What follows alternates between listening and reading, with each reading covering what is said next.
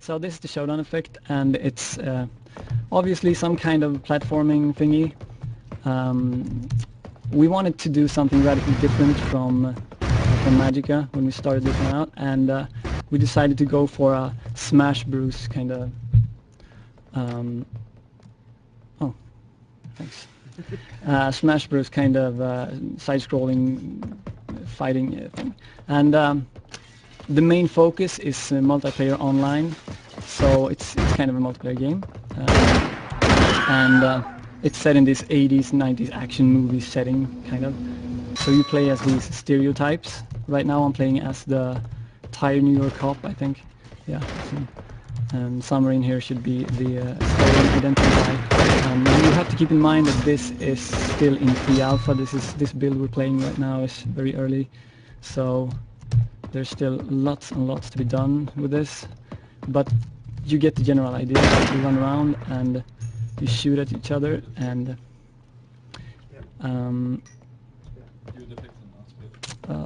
yeah. We also have this dodge mechanic where you can actually dodge people's bullets when they shoot at you.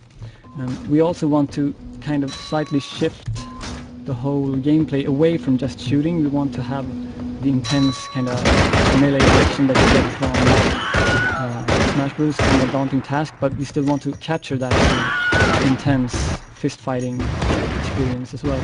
So the general idea is that you kind of pick up things as you go. So when you run out of ammo in your grenade launcher or your gun, whatever, you simply just throw your gun in your opponent's face to stun him for a few seconds, and then you pick up a pool cue or a bar stool or something. Keep going. Okay. Just lower the volume a bit. People complaining it's too loud. Alright, lots of shooting. Yeah, so this is the setting you can see here, the environment. This is the Neo Tokyo environment, very much inspired by Ghost in the Shell, actually, mainly, and also Blade Runner, of course.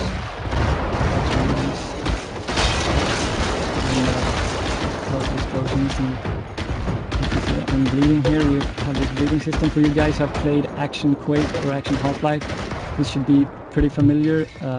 The bleeding system is one where you continue to gradually lose health. So you have to bandage yourself, obviously, to stop bleeding. And if you time your bandaging right... Apparently the volume is crazy loud, so we'll go to minimum. So does that do anything at all?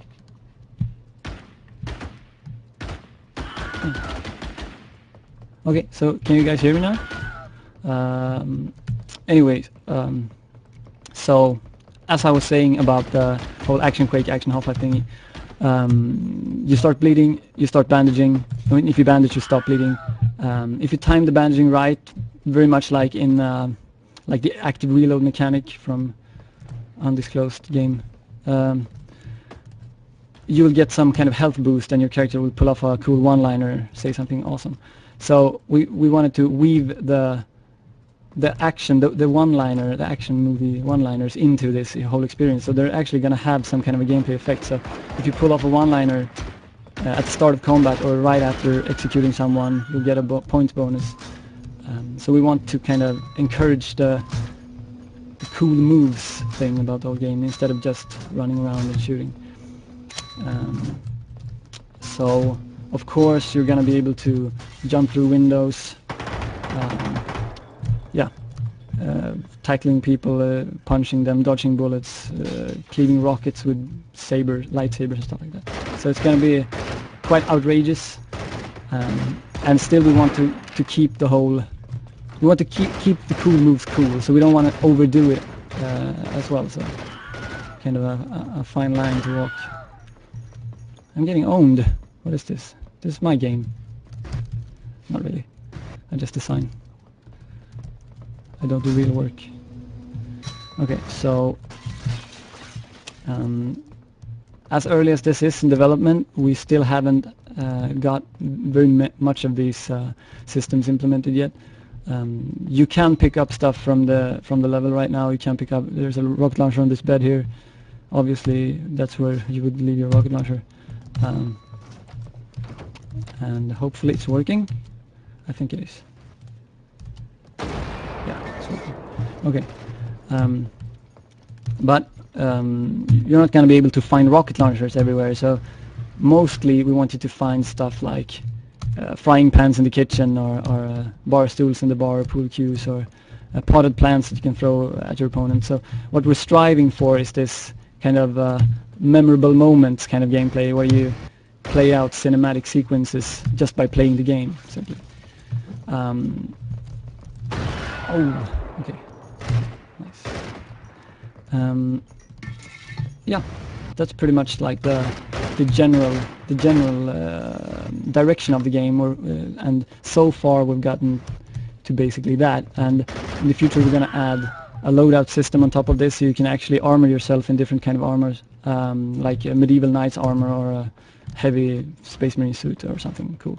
So we want you to be able to kit yourself out and kind of alter your gameplay style after that. So if you wear heavy armor, you'll obviously be heavy, not dodge as much, not be as quick, not jump as high, but you'll be able to withstand more damage. And we really wanted to play around with that. So imagine like the shotgun wielding samurai facing off against Neo from Matrix or whatever.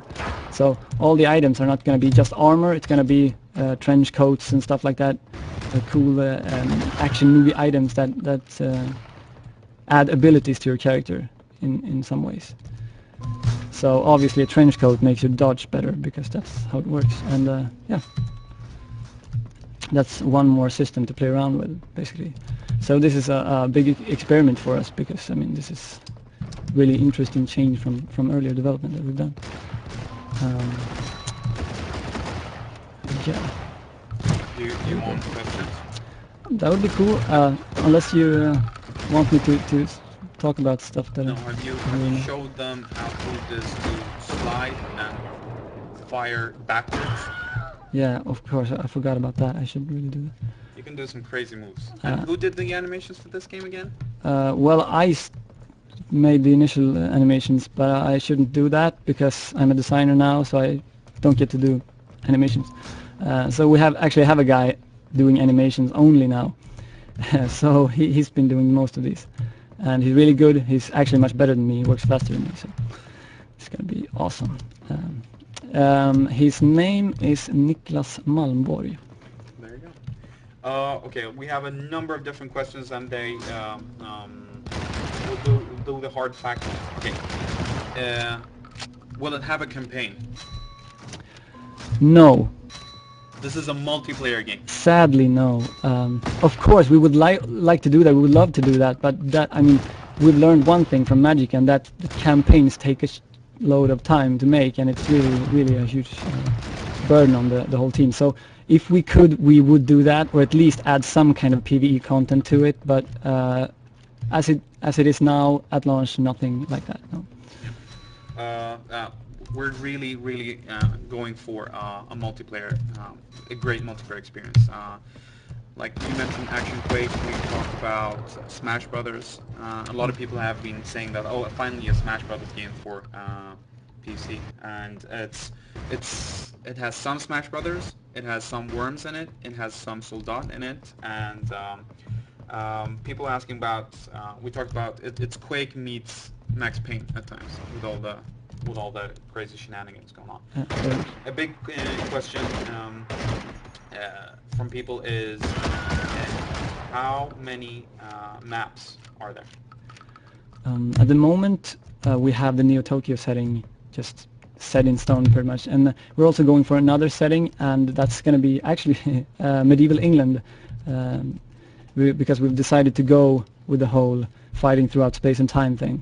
And to each environment there's going to be a handful of different levels. Right now I think we have 3 different levels for the Neo Tokyo setting. It's going to land at some such number, and also as many for the other setting.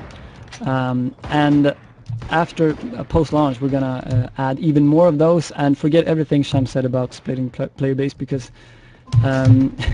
we actually want to release those for free, because we feel like you can't really charge people for the levels, because then you really split the player base. But if you keep them free, then it's just up for That's grabs. what I said. You don't want to charge for map packs. Okay, sorry about that. Isn't that what I said? The idea is that you don't charge for maps because what happens is that you quoted me wrong. Wow, I got a flag. Cool. Look at the flag. How did you get a flag? Look, there's a flag. Forget about the maps. How did you get the flag? I don't know. It just popped up there. It has something to do with CTF that doesn't really exist in the game yet. But so that was a bug. No, no, it's a feature. How many players will there be in the game? We're looking at around 8 players. So 4 vs 4 or 8 free for all would be pretty accurate. How many weapons roughly? Roughly, I think melee weapons and ranged weapons at launch, I think 40-ish, something like that. Lots. We can use the same kind of measurement system they used in Heroes of Might and Magic, and it was view, several, zones. Zounds, a swarm of, and I think the answer will be lots. Yeah, not a swarm, I think. That's, okay, somebody's asking about ranking system. We're actually going for the whole competitive gameplay. Despite it being cinematic, we really want to balance things and make it competitive. So, ranking system definitely, some kind of leaderboards. Also, we want to kind of promote the whole streaming and showing off your stats to people. So. Somebody asks, can you do melee level only, or can you do from like inspired by GoldenEye, can you do a pistols only match? Yeah, definitely. We want to give a lot of power to the server, actually, so that the server can decide what kind of weapon rules apply, what kind of armor rules apply, how much health will you have, like one-shot kills, and pistols only. Like pretty much in Liero, we for you who have played that. We've drawn a lot of inspiration from that, just playing around with the rules of the game. Could you show the jetpack more? Oh, sure. And this is something that in the jetpack isn't supposed to have infinite amount of juice, right? No, it's not supposed to work like this. It's supposed to be more of a aim towards something and then just fly there, like a rocket. So. But what happened during playtesting in the Paradox office was that we noticed that the jetpacks were so funny, so fun to play with, not funny per se, that we just started doing aerial damage. Yeah. So if you fly up, you see that there's a fair amount of map space that you're not supposed to be, but this part is pretty badass. Yeah, and obviously, like it's things like these that you discover when you playtest, and like flukes basically, and you have to kind of know when to. Nice. You have to know. That was totally on purpose. You have to know when to grab a hold of these and just make them main features, and this is like one of those things that we're going to definitely have to reevaluate, because we don't believe in setting the design at the beginning of the process in a big design doc and then just go with it, because we believe strongly that the best features are discovered throughout the game development, basically, and that's totally the case of Magicka, and it's definitely going to be the case with Showdown as well. It wasn't that how Vietnam, Magicka Vietnam came about, that you put the M16 in Magicka, and that was so fun that you were like, and the DICE released Battlefield Vietnam, and you were like, you know what, we should release Magicka Vietnam. That would be so silly and everybody's doing it. Yeah. So apparently everybody's doing aerial battles right now. We had a question about customization and perks and stuff like that. Have you talked about the taunt system? I talked briefly about the taunt system. The taunt system is tied to the character system. So the character I'm playing, the Tide Newer Cop, his one-liners will be totally different from the one-liners that the Stolen Identity guy or any other character has. So you're going to be able to pretty much customize your character by choosing a character and choosing a clothing or a skin on that character, and by doing so also changing the taunts. Customization, I mean, we're still looking into different ways of customizing, but the characters are the main cosmetic way of changing your character. And then the other customization will be what kind of armor you're wearing or what kind of equipment you're wearing in general. And I mean, as far as perks go, or upgrading stuff, that's still being explored very much. But there's definitely going to be some way of some kind of persistence when it comes to your gear, basically. Yeah. So, but I think the other questions was, can I customize the character according to my playstyle? Oh yeah, that's like, yes. Yeah, that's the. I know that we initially talked about you have a number of slots that you can put on your character, and we talked about like the more stuff you pile on, you get advantages, but you also get drawbacks. Is that still kind of an option that you can go really heavy on the weapons? You can turn into kind of Ed 209, walking weapons platform, and somebody else could go really light and just have like a banana hammock and be really deadly. Yeah, to go into with specifics, we're actually thinking about having two kind of heavy, two levels of heavy. Like you're really heavy and you're really, really heavy. So if you have, say, a knight's armor on, then you'll be heavy. And if you just pack on some rocket launcher and some other heavy weaponry and even heavier armor, then you'll become really heavy, and then you'll be pretty much closely to immobile, and but with very much firepower and pretty much indestructible. So people are gonna have to, I mean, that's like, yeah, definitely there's gonna be some kind of drawback. We want to balance those things out, but I mean, those systems are still very much experimental at this stage, so I don't want to promise too much, but it's gonna be something like that in there. Will there be a wizard cameo in the game? You guys made a wizard game, right? That was kind of, yeah, something like that. Something like that. And I heard there was a reference or two in there as well, so I'm sure there'll be something like that in this one as well. Great. Okay. How much gore will there be in the game?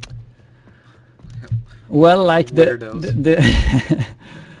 a healthy amount of gore. If you're hit by a rocket or a lightsaber, you're gonna, break. So. Okay. Imagine like magic level of gore, I think. Somebody's. Did you talk anything about the ability device? What are you calling abilities or devices?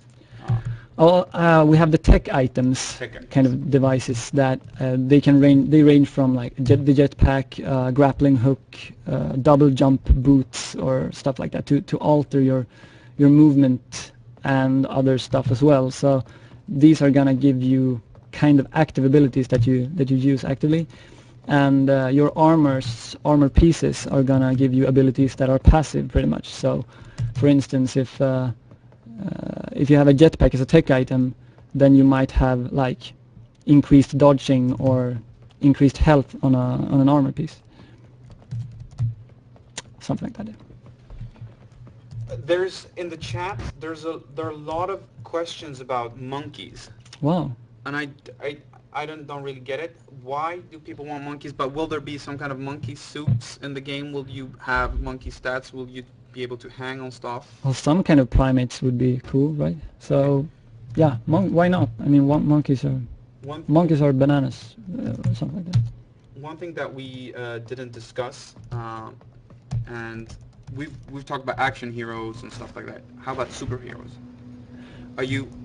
Could we do like a superhero expansion where they're just did I just spoil something right now? No, I just... Could we do like we do an expansion where there are Wolverine claws? We can't say Wolverine. That's somebody else's. But that's just an animal. It's an animal. It should be actually Wolverine claws. Actual Wolverine claws, and then we'll do like a spider sense, and we'll do like Hulk smash, or can we do? We've actually already been talking about this Spidey sense ability that lets you kind of discover stuff that coming towards you off screen, and I mean the whole superhero thing is really too good to pass up. I think we've been talking about that, and somewhere down the line I really hope that we get time to do that, because I would love to see that in game. And we can play around with lots of these concepts. I mean, action heroes is kind of step one. And from there we can do pretty much whatever we want, and I mean any kind of heroes or villains are really up for grabs. Okay. Could you tell us a bit about the maps and how much destructible terrain is there? As far as destructible terrain goes, we're settling for the destructible windows, destructible backgrounds and stuff. So as you can see, when stuff explodes, lamps break and sofas get a little scorched or singed. Hopefully they'll be totally wrecked eventually. But right now we're not looking at blowing up walls with rocket launchers, because once you tread that path you have to kind of go all the way with it. So right now we're settling for kind of micro destruction, and we'll just see where that leads us pretty much. Okay, I'm going to ask you a question and I want you to take at least a minute to answer the thing, because I need to copy a file while you're answering it. So the question I'll ask you, somebody's not shutting up about Magica, and they love Magica, they want to make Magica 2, they want Magica 2 the MMO, please. So I want you to talk about why you're not making Magica 2 and why you're making this game and another game that's not Magica while you're doing it. Well, I could do this for more than a minute, I think.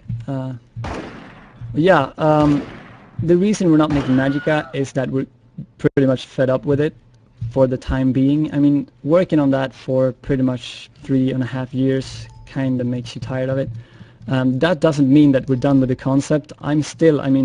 In my spare time, I'm still coming up with concepts. I'm still making flowcharts for spell systems and stuff like that. So we're definitely not done with it. But we want to do something else, and I think that will be good for Magica in the long run, because kind of getting perspective on things. And I mean, right now we're doing this side-scrolling action game, and the one after this will probably be something completely different from this as well. So we just want to explore different possibilities, and we want to make more than just Magica. We want to be known for more than Magica, obviously as well, but we want to make more Magica in the end. And I mean, a sequel, I think that's your cue. I'll let my smile tell you what'll happen with Magica in the future. It'll happen.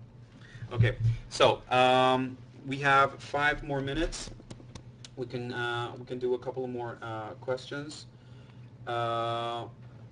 We have a question also. Again, I think this is a question that we've had for all the 3 games so far, and that has been about mods. And we can basically repeat what we said about mods earlier. And this game, the last game and the one before, all made in the same engine. That engine lets us make pretty games pretty easily. Modding is not as easy. It requires us to do extra stuff to make modding accessible.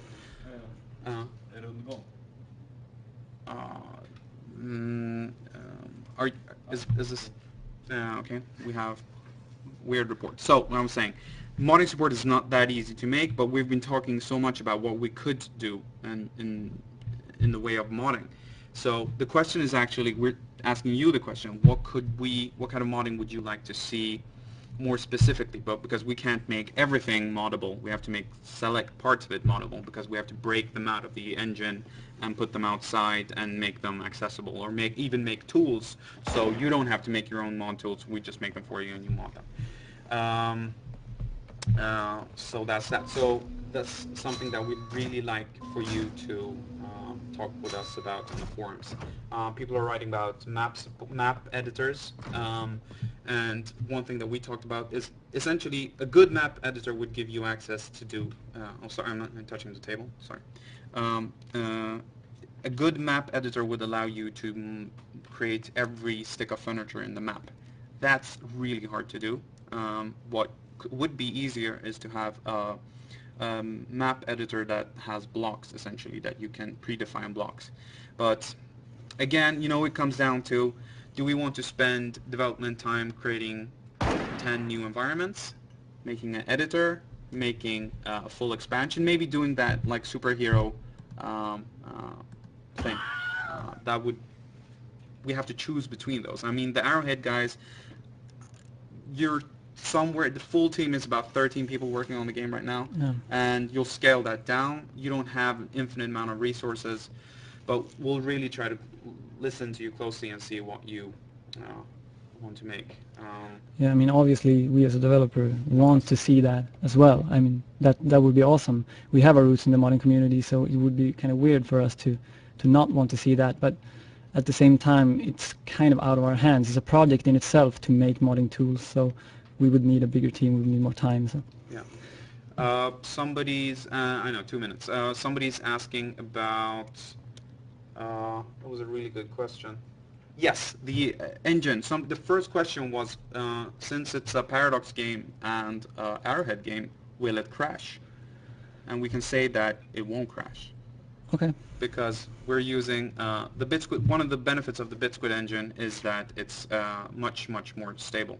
And we've actually had 3 demos in the same engine in pre-alpha state, and no crashes thus far, right? No crashes. No crashes, right? No. That's a first for Paradox and Arrowhead, actually. So. I saw that the question about the elevators using the sound from Citizen Motion. That's a funny thing because the sound guy who makes the sound for us, we actually outsourced that to a Finnish guy, and Citizen Motion is made by a Finnish studio. I'm not sure if they use the same guy. So if he's using the same sounds delivering to them and to us, we should totally. He sold the same sound twice? Yeah. That's not okay. That's not okay. So Finland, not okay. Not okay. But your educational system is awesome, so. Yeah.